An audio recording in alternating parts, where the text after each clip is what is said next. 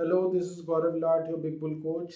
जारी रखते हैं हमारा डेली सीरीज। आज क्या हुआ और आगे क्या होगा आज के लिए, यानी 4 जुलाई 2025, 4 जुलाई 2025।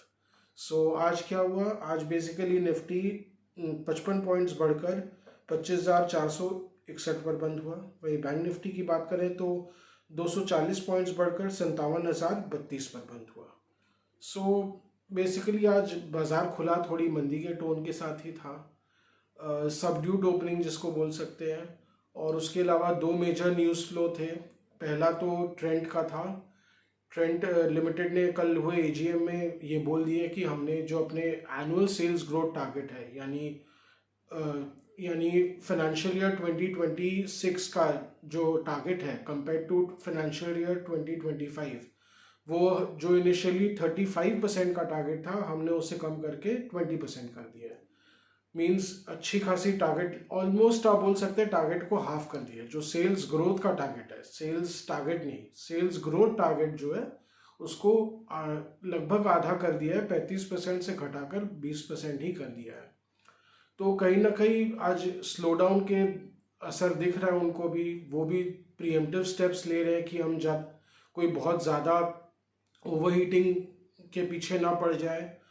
उसके अलावा हो सकता है कि कहीं ना कहीं उन्होंने जो न्यू स्टोर ओपनिंग्स है उस पर भी कुछ कटिंग किया हो।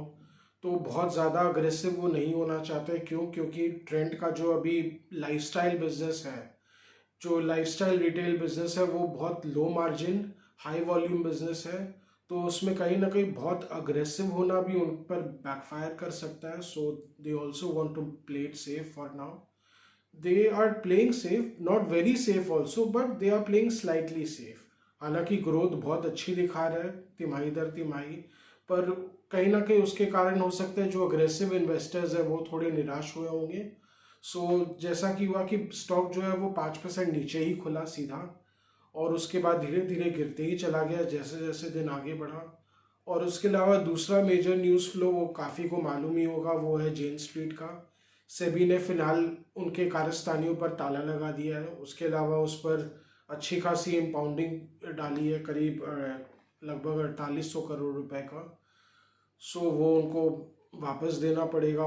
पर 36,500 की प्रॉफिट जो वो कमा के बैठ चुके हैं वो तो बैठ ही चुके हैं। पर कहीं ना कहीं ये सही भी था, क्योंकि जेन स्ट्रीट जो जिस तरह की एक्टिविटीज़ कर रहा था वो अनफेयर ट्रेडिंग प्रैक्टिसेस में बिल्कुल आता है। और इस चीज़ को लेके सेबी ने पहले भी उन्हें वार्न कर दिया था, पर वो रुक नहीं रहे थे। क्या है भाई, हम तो जो भी कर रहे हैं नियमों के तहत ही कर रहे हैं। पर नियम ये भी कहते हैं कि you can not do unfair trade practices. वो कहीं ना कहीं उनके जो एक्टिविटीज़ थे वो अनफेयर ट्रेड प्रैक्टिसेस के तहत आते थे। कहीं ना कहीं बैन लगना ही था। और उसके अलावा हाँ, नो डाउट ट्रेडिंग वॉल्यूम्स में इफेक्ट आई है। ओवरऑल FIDI इंस्टीट्यूशनल फिगर्स भी आज कम आए। हालांकि आज US इंडिपेंडेंस डे है, उसके कारण भी हो सकता है FII एक्टिविटी थोड़ा कम रहा हो, वो भी एक फैक्टर है। बाजार खुला तो ऐसे बेरिश अंडरटोन के साथ ही था, और फिर गिरा ही। एक लोअर लो बनाया निफ्टी ने, 25,340 के आसपास का लो बनाया। पर फिर मार्केट में उबार देखा गया, फिर धीरे धीरे मार्केट उभरा। और जैसा कि हमने देखा, बहुत एक स्मार्ट टैक्टिकल बाइंग के तहत, जिसमें हैवी वेट्स में बाइंग देखा गया, like ICICI bank, Infosys, BPCL, Reliance industries, HUL, सब में धीरे धीरे जो बाइंग आई उसके कारण निफ्टी एकदम से ग्रीन पे आ गया। और ऑफ कोर्स इसमें बैंक निफ्टी का तो पूरा ही साथ था, फाइनेंशियल्स का। और Nifty finally manage to close in green and crucially above the 200 EMA।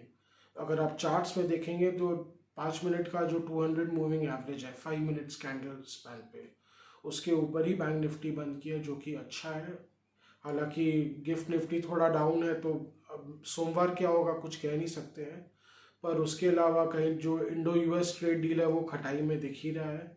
Piyush Goyal जी वापस आ गए, तो उसका भी असर सोमवार को रहेगा। कितना रहेगा वो तो मार्केट खुलने पर ही पता चलेगा। पहले से अनुमान लगाना मुश्किल है, क्योंकि मार्केट का बिहेवियर बहुत इराटिक ही रहता है, थोड़ा अनप्रिडिक्टेबल रहता ही है। थोड़ा बहुत प्रिडिक्टेबल है कि हाँ, कि नीचे खुलेगा, उसके बाद नीचे कितना जाएगा, नीचे जाके और नीचे जाएगा या वापस उभर जाएगा ये बोलना मुश्किल है, क्योंकि इंस्टीट्यूशंस हमेशा वो अपने मूड में रहते हैं। आज भी हमने देखा कहीं ना कहीं शायद इंस्टीट्यूशनल बाइंग आया होगा थोड़ा बहुत मार्केट में, जिसके कारण रिकवर हुआ। पर हाँ, इंस्टीट्यूशनल फिगर्स थोड़े डिस्टॉर्टिंग हैं। क्यों? क्योंकि ट्रेंड में काफ़ी सेलिंग देखी गई, उसके बाद और भी कुछ स्टॉक स्पेसिफिक सेलिंग की गई होगी इंस्टीट्यूशंस द्वारा, जिसके कारण थोड़ा डिस्टॉर्टिंग है नेट फिगर्स। पर कहीं ना कहीं बाजार में हल्की फुल्की टैक्टिकल बाइंग हुई है इंस्टीट्यूशंस द्वारा, इसमें कोई डाउट नहीं है। सो आज का लेखा जोखा यही था। उसके अलावा हाँ, एक और जो मेजर बात है, ONGC ऑयल इंडिया जैसी कंपनियों के लिए, अगर आप न्यूज़ ट्रैक जो रेगुलरली करते होंगे, ये खबर की धीरे धीरे पुष्टि हो रही है कि अंडमान सी में, यानी हमारे जो अंडमान आइलैंड्स हैं उसके ईस्ट में जो अंडमान सी है, उसमें बहुत बड़े तेल भंडार की खोज कंफर्म हुई है। अभी इंटरिम एस्टिमेट्स के हिसाब से 42 billion barrels proven oil reserves की पुष्टि हुई है। अगर वो रिकवरेबल है पूरी की पूरी, तो ये बहुत बड़ी खोज है। मैंने गायना साइज, मिनी गायना साइज हो गया, क्योंकि गायना में भी जो अभी कुछ साल पहले तेल मिला था वो करीब करीब 11 बिलियन बैरल्स का था। सो ये 42, ये ऑलमोस्ट 4 टाइम्स है। सो ये, और इसका ज़्यादातर जो ड्रिलिंग है मोस्ट लाइकली ONGC और ऑयल इंडिया जैसी कंपनियां ही करेंगी। सो लॉन्ग टर्म पर्सपेक्टिव से इनमें बहुत बड़ी तेज़ी देखी जा सकती है अगर अर्निंग्स के पॉइंट ऑफ व्यू से, क्योंकि इंडिया की बहुत बड़ी ऑयल रिक्वायरमेंट ही अकेले पूरा कर सकता है जो अंडमान सी की खोज है। उसके अलावा गंगा बेसिन में खोज चल ही रहा है, उसका जब होगा तब देखा जाएगा।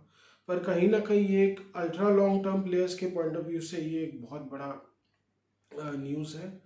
हो सकता है मार्केट इतना अभी सीरियसली नहीं ले रहा है, क्योंकि अभी तक फुल्ली 100% पूरी तरह कंफर्म नहीं हुआ है। एक बार ड्रिलिंग स्टार्ट होगी, तेल निकलना स्टार्ट होगा, तो धीरे धीरे ये कितना पूरी तरह कंफर्म हो जाएगा। पर जैसा कि अनुमान लगाया जा रहा है कि ये कंफर्म्ड है, अंडमान सी में बहुत बड़ा तेल का भंडार है।